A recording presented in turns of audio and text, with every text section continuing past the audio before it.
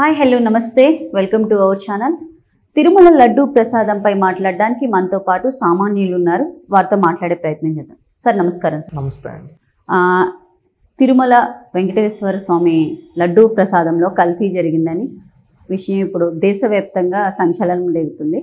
అయితే మీరు వెంకటేశ్వర స్వామికి వీర భక్తులు, నెలలో 4 సార్లు ఆ ప్రసాదాన్ని స్వీకరించారు మీరు.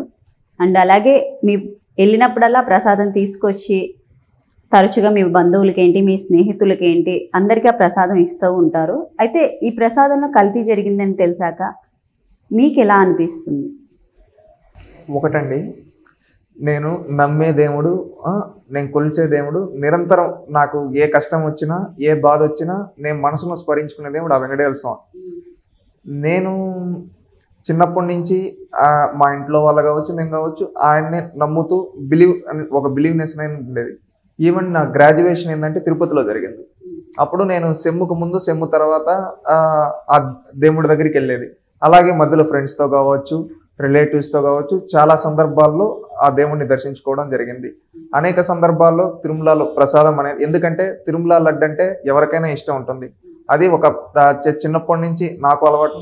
నేనేంటంటే వెళ్ళినప్పుడు ప్రతి ఒక్కసారి ప్రసాదం తీసుకొని వచ్చి బంధువులకు కావచ్చు, మిత్రులకు కావచ్చు, ఈవెన్ టుడే హైదరాబాద్లో ఉన్నా కానీ చాలామంది తిరుమల లడ్డు అంటే అడుగుతూ ఉంటారు. ఎంతోమందికి ఇచ్చిన రోజులు ఉన్నాయి.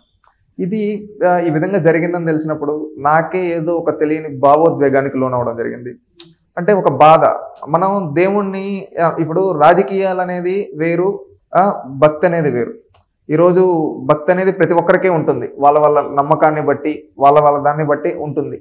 కానీ ఈరోజు ఆ విషయం జరిగిన తర్వాత నాకు తెలిసినాక నిజంగా నాకు నా కళ్ళల్లో నుంచి నీళ్ళు వచ్చాయి.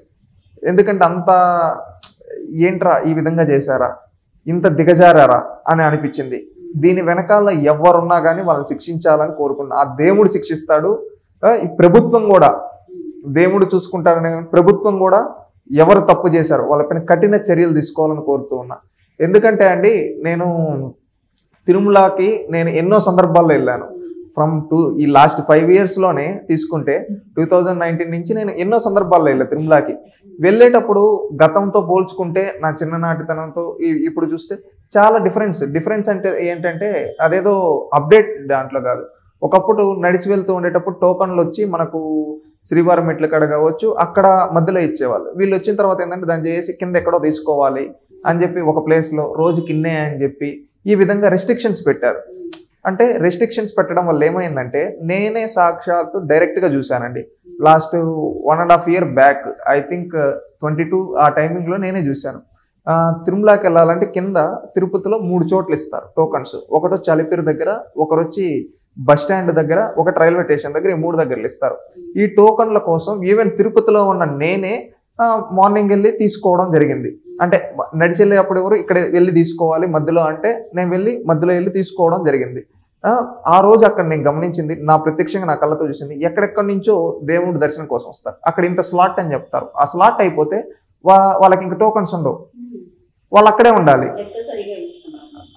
అంటే ఇక్కడ ఆపడానికి, అంటే ఆ దేవుడి దర్శనాన్ని ఆపడానికి కొంతమంది రాజకీయం చేశారని నేను చెప్తూ ఉన్నా.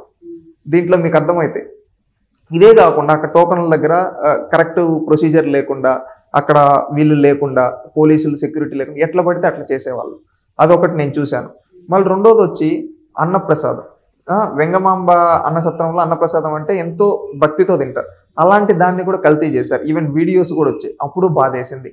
తిరుమల లడ్డు సైజ్ తగ్గించారని తెలిసింది. అప్పుడు బాధేసింది. అదేవిధంగా తిరుమలకి పోయే దగ్గర మధ్యలో సెక్యూరిటీ లేకుండా, చిరుతుకులు దాడి కనీసం పట్టించుకోకుండా అదేదో కట్లు ఇచ్చామని ఈ విధంగా అప్పుడు బాధేసింది. ఈ విధంగా తిరుమల పైన, కొండపైన ఎవరు పడితే కొంతమంది రాజకీయ నాయకులు వాళ్ళ ప్రోద్బలంతో రాజకీయం చేస్తే ఈ విధంగా టికెట్లు అమ్ముకుంటే అప్పుడు బాధేసింది. అదేవిధంగా ప్రసాదాలు అమ్ముతూ ఉంటే అక్కడ కల్తీ చేసి అప్పుడు బాధేసింది. ఈ విధంగా ఇన్ని తప్పులు చేశారు. ఆ దేవుడు వాళ్ళకి ఏ విధంగా కూర్చోబెట్టాడో చూసాం. ఈరోజు ఆ దేవుడు భక్తుడు ముఖ్యమంత్రిగా ఉండేప్పుడు ఆయన నోటితో ఆ భగవంతుడే పలికించాడేమో అనిపిస్తా ఉంది చంద్రబాబు నాయుడు గారి చేత. అయితే అండి, జగన్మోహన్ రెడ్డి నిన్న ప్రెస్ మీట్లో ఒక మాట అన్నారు. చంద్రబాబు నాయుడు రాష్ట్రం పరువు, తిరుమల పరువు తీస్తున్నాడని చెప్పేసి అన్నారు. దీనిపై మీరేమంటారు? ఒకటి, అయ్యా, ఒక చిత్తూరు జిల్లా వాసిగా తిరుపతిలో పెరిగిన వ్యక్తిగా చెప్తున్నారు, ఎవరు తిరుమలని రాజకీయం చేయాలనుకోరు. ఒకటి గుర్తుపెట్టుకో, నువ్వు అపవిత్రం చేస్తే ప్రక్షాళన చేయాలనుకున్నాడు ఆ దేవుడు భక్తుడు. ఎందుకంటే అండి, చంద్రబాబు నాయుడు గారు తిరుమల విషయంలో ఎప్పటికీ రాజకీయం చేయరు, దేవుళ్ళ విషయంలో రాజకీయం చేయరు. ఎందుకంటే 2003లో ఆయన పైన క్లైమోర్ బాంబులతో బాంబ్ బ్లాస్ట్ జరిగింది. అప్పుడు బతికి బయటపడ్డారు. క్లైమోర్ బాంబులతో బాంబు దాడి జరిగితే ఎవరు బతకరు, వాళ్ళ మాంసపు ముద్దలు కూడా. అలాంటిది ఆ రోజు ఆయన ఏమీ కాకుండా ఏదో కొన్ని చిన్న చిన్న దెబ్బలతో బయటపడ్డాడు. అంటే ఆ రోజు ఆయన్ని కాపాడింది సాక్షాత్తు ఆ వెంకటేశ్వర స్వామి అని ఆయన నమ్ముతాడు, మేము నమ్ముతూ ఉన్నాం. అందుకని ఆ రోజు నుంచి ఆయన ఏ మీటింగ్లోనే చెప్తాడు, నాకు పునర్జన్మనిచ్చింది ఆ వెంకటేశ్వర స్వామి, నా జీవితం ప్రజలకు అంకితం అని చంద్రబాబు గారు ప్రతి సందర్భంలో చెప్తారు, ప్రతి మీటింగ్లో చెప్తారు. మీరు విన్నారో లేదు, నేను ఈ రోజు బ్రతికానంటే ఆ రోజు నా పైన అలిపిరిలో క్లైమోర్ బాంబులు 24 క్లైమోర్ బాంబులతో దాడి జరిగితే నన్ను ఆ రోజు కాపాడింది సాక్షాత్ ఆ వెంకటేశ్వర స్వామి, నేను నమ్మే దేవుడని సాక్షాత్తు చంద్రబాబు నాయుడు గారు. అలాంటి వ్యక్తి ఈ విషయంలో రాజకీయం చేయాలనుకో. ఆయన జరిగిన విషయాన్ని బయటపెట్టి ప్రక్షాళన మొదలు పెట్టామని ఒక బాధ్యతగా చెప్పాడు. నువ్వు మాట్లాడుతున్నావు తిరుమల పరువు గురించి, అన్నప్రసాదం ఆ రోజు ఎందుకు శుద్ధంగా పెట్టలేదని అడుగుతూ ఉన్నావు నిన్ను. అదేవిధంగా లడ్డులో క్వాలిటీ ఎందుకు తగ్గించావని నిన్ను అడుగుతూ ఉన్నావు. తిరుమలకి వెళ్ళే భక్తులకు రెస్ట్రిక్షన్స్ ఎందుకు పెట్టావని అడుగుతూ ఉన్నాం. తిరుమలలో కొండపైన రేట్లు ఎందుకు పెంచేసావని అడుగుతూ ఉన్నాం. టికెట్ల రేట్లు ఎందుకు పెంచావని అడుగుతూ ఉన్నాం. దీనికి సమాధానం చెప్పు. నువ్వు మాట్లాడతావు పవిత్రత గురించి. ఏ రోజైనా మీ శ్రీమతితో భారతిరెడ్డి గారితో కలిసి తిరుమలకు వచ్చావా? 5 ఏళ్లలో నువ్వు పట్టు వస్త్రాలు సమర్పించడానికి సూటిగా అడుగుతున్నావు. హిందూ ధర్మ ప్రకారం భార్యను పక్కన పెట్టుకొని వచ్చి పట్టు వస్త్రాలు సమర్పిస్తారు. కానీ ఈయన ఏ రోజు తన భార్యను తీసుకొని రాలా. ఎందుకు? నువ్వు దీనికి సమాధానం చెప్పు. అదేవిధంగా తిరుమల లడ్డుని ఏ రోజన్నా అతను నోట్లో పెట్టుకొని తిని చూసారా? ఆ ఫోటోలు వచ్చి ఎట్టే పెట్టుకుంటారు, స్టిల్ వచ్చి ఉంటాయి. అది జగన్మోహన్ రెడ్డి చరిత్ర. ఇంకొకటి ఏంటంటే, ఎవరెవరిని పెట్టాడు అక్కడ? తన సొంత సామాజిక వర్గం వాళ్ళని పెట్టాడు. ఎవరెవరండి? వైవి సుబ్బారెడ్డి, భూమాన కరుణాకర్ రెడ్డి, ధర్మారెడ్డి, రోజారెడ్డి, చెవిరెడ్డి భాస్కర్ రెడ్డి, పెదిరెడ్డి రామచంద్రారెడ్డి, ఇలాంటి వాళ్ళకి పెత్తనం ఇచ్చాడు. ఇది ఎంతవరకు కరెక్ట్ అండి? మీరు చెప్పండి. ఈ రోజారెడ్డి వచ్చి టికెట్లు అమ్ముకుంటుంది, పెదిరెడ్డి టికెట్లు ఎక్కువ రికమెండేషన్ లెటర్ ఎవరిని పడితే వాళ్ళని పంపిస్తారు. ఈ ధర్మారెడ్డి ఈవోగా ఉండి ఇవన్నీ పర్యవేక్షించాల్సిన ధర్మారెడ్డి, వైవి సుబ్బారెడ్డిలు చైర్మన్గా, ఆ తర్వాత వచ్చిన పర్యవేక్షించాలని వీళ్ళు అక్కడ కుమ్మక్కై వీళ్ళ డబ్బు కోసం చేయగోని పనులన్నీ చేశారు. దేవుడి దగ్గర చేశారు. ఖచ్చితంగా అనుభవిస్తారు, ఖచ్చితంగా అనుభవిస్తారు. చంద్రబాబు నాయుడు గారు వదలరు వీళ్ళని. ఒకవేళ చంద్రబాబు నాయుడు గారు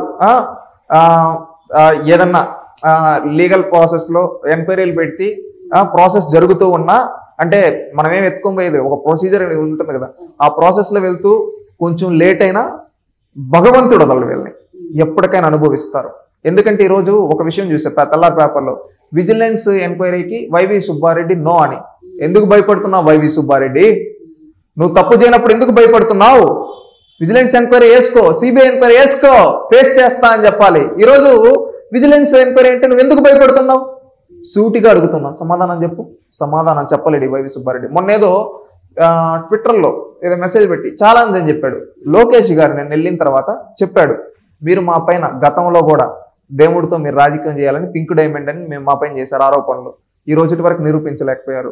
నువ్వు అంటున్నావు ప్రమాణం అని, నేను ఇక్కడే ఉన్నా, రా ప్రమాణం చేద్దామని చెప్పి ఛాలెంజ్ చేశాడు. 2 రోజులు 1.5 రోజు అక్కడే ఉన్నాడు. ఎందుకు పోలేదు వైవి సుబ్బారెడ్డి? నిజంగా తప్పు చేయకపోయింటే ఎందుకు పోలేదు? ఎచ్చుల కోసం ఛాలెంజ్లు అని చెప్పి చెప్పాడు. లోకేష్ గారు రియల్గా ఫీల్ దిగి రా అని చెప్పి ఛాలెంజ్ చేసాడు. ఇవి రోజు వరకు స్వీకరించాల.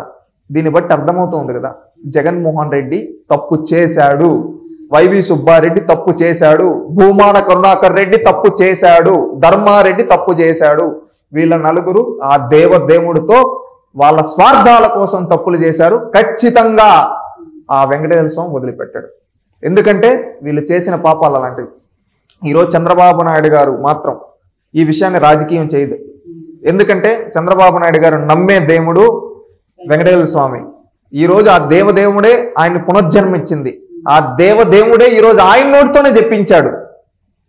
ఈరోజు ఆ విషయం మాట్లాడేటప్పుడు చంద్రబాబు నాయుడు గారు ఒక బాధ, ఒక భావోద్వేగానికి లోనయ్యాడు. మీరు గమనించుంటే ఆ విషయం చెప్పేటప్పుడు ఆయన ఎంత బాధపడుతూ ఉన్నాడు తెలుసా అండి? ఇప్పుడు నేను కూడా ఆ విషయంలో బాధపడుతూ ఉన్నా. ఎందుకంటే ప్రత్యక్షంగా నేనే నా చేతితో ఎంతో మందికి ప్రసాదాలు పంచాను. ఈ 4 ఏళ్లలో నేనే పంచాను. నేను ఎన్నో సందర్భాల్లో వెళ్ళాను ఆ దేవుని దర్శనం. ఇది తెలిసినప్పుడు కళ్ళల్లో నీళ్లు, ఏంట్రా ఇలానా, ఇంత దానికి వీళ్ళు ఒడిగొట్టారా, వీళ్ళు ఇంత దిగజారిపోయారా, నువ్వు చెయ్యి, డబ్బు కోసం నువ్వు ఇంకా అనేక మార్గాలు ఉన్నాయి, దేవుడితో ఎందుకు, మనోభావాలతో ఎందుకు ఆడుకుంటారు. ఈరోజు పవిత్రత అని మాట్లాడాడు నిన్న జగన్మోహన్ రెడ్డి గారు. ఆ మాట అంటే నాకు సిగ్గేస్తూ ఉంది. 7 కొండల తిరుమలలో ఒకే ఒక నామస్మరణ, ఆ గోవింద నామస్మరణ మాత్రమే ఉండాలి, మరొక నామస్మరణ ఉండకూడదు. అలాంటిది తిరుమలకి వెళ్ళినప్పుడు సాక్షాత్ ఆయన ఏదో పట్టవసలు సుబ్బారెడ్డి గారి భార్య జగన్మోహన్ రెడ్డి అని చెప్పి ఒక ఓడు యూజ్ చేసి ఆ గోవింద ఆ ఓడు యూజ్ చేసింది. అంటే వీళ్ళు చూడండి ఎంత ఆటలాడుతున్నారు, ఎంత దిగజారుడు కథలో చూడండి. మీకు అది ఒకసారి చూపిస్తా అండి. నిజంగా ఎంత బాధేసిందంటే నాకు ఇవన్నీ చూసినప్పుడు నిజంగా ఇంత ఉంటారు.